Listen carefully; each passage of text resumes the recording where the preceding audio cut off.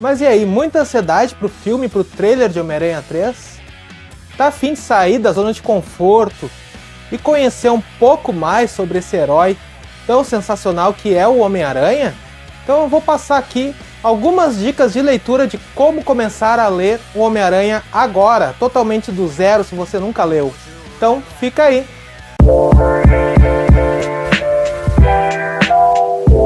Homem-Aranha 3 tá vindo aí com muita força, muito mistério, e a gente não sabe até agora o que vai acontecer, nada do trailer, ainda são rumores da aparição dos outros dois Homens-Aranhas lá, o Tobey e o Andrew, a gente não sabe nada muito sobre isso ainda, vamos saber no trailer, que provavelmente vai sair no dia 22 de julho, mas se você não se aguenta esperar, quer conhecer um pouco mais sobre esse herói sensacional, por dentro de tudo sobre o Homem-Aranha, a melhor forma de fazer isso é lendo seus quadrinhos. Lendo os quadrinhos, tem várias histórias, aí a pessoa fica me perguntando, né? Mas como que eu vou ler tudo se surgiu lá em 1962, tem quadrinho pra caramba? Calma que eu vou te dar a solução. Então aqui hoje nesse vídeo tem uma lista completa com todos os quadrinhos que você precisa para começar a ler o Homem-Aranha totalmente do zero. Mas eu sou Luciano Teixeira e antes eu gostaria de pedir para vocês se inscreverem no canal, para seguir a gente, ativa o sininho que ajuda a gente bastante. Se você gostou de alguma dessas dicas, tá a fim realmente de começar a ler Homem-Aranha, eu vou entregar tudo mastigado. Aqui na descrição, aqui embaixo, tem os links de diversas HQs do Homem-Aranha que você pode comprar lá na Amazon, inclusive com ofertas. Então entra ali, se quiser comprar, tem diversas HQs lá, é só escolher e começar a sua leitura do Homem-Aranha para ficar sempre por dentro desse personagem. E a primeira HQ que eu vou indicar para vocês, claro que não precisa seguir essa ordem exatamente, é tudo muito grande, pode ler em várias ordens, pode começar com HQs mais recentes, depois ir para as mais antigas, mas eu vou seguir uma ordem mais ou menos cronológica para que todo mundo fique bem situado sobre como a história do Aranha vai andar. Então a primeira parte que eu vou indicar para vocês é a fase Stan Lee, ou seja, é a fase original que começa lá em 1962. Nessa época o Stan Lee ele fazia diretamente o roteiro do Homem-Aranha, junto com o Steve Ditko, que foi um dos criadores do Homem-Aranha.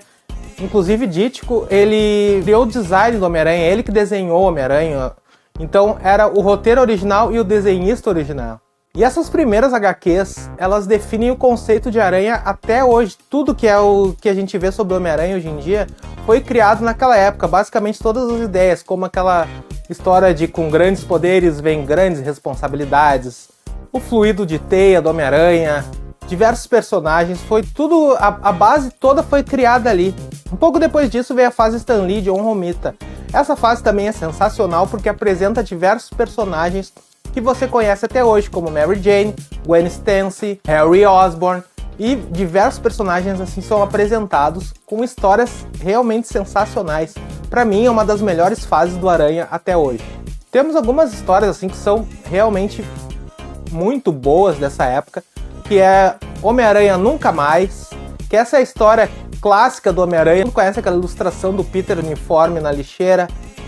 Inclusive foi adaptado em Homem-Aranha 2 lá do Sam Raimi. Essa é uma história sensacional, é muito clássica do Homem-Aranha.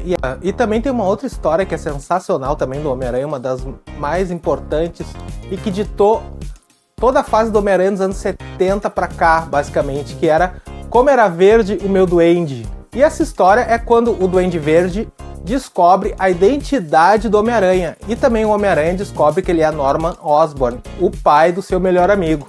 No momento em que o Duende Verde descobre a sua identidade, vira tudo um inferno. Que vira um inferno? Isso é o que eu vou falar agora.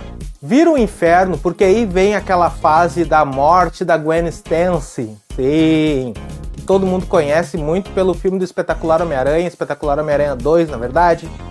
E nessa fase, já sem o Stan Lee nos roteiros, é a história que mais chocou os fãs de quadrinhos naquela época. Porque foi a primeira vez que uma personagem tão querida dos leitores, tão importante, acaba morrendo, que é a noite em que Gwen Stacy morreu. Essa é uma HQ fortíssima, é sensacional, e o que veio depois disso também vale muito a pena de ler, porque para quem não sabe, ela foi assassinada pelo Duende Verde, e isso causou um impacto gigantesco no Peter na época, digamos que nos quadrinhos até hoje ele meio que não esqueceu essa coisa ruim que ele sente com isso, sabe? Foi um grande trauma na vida dele. Homem-Aranha Azul, essa é uma HQ já mais recente, mais dos anos 2000 pra cá, mas ela retrata aquela fase lá do Aranha que aconteceu logo depois da morte da Gwen Stacy, e ela se trata exatamente do impacto da morte do grande amor da vida do Peter.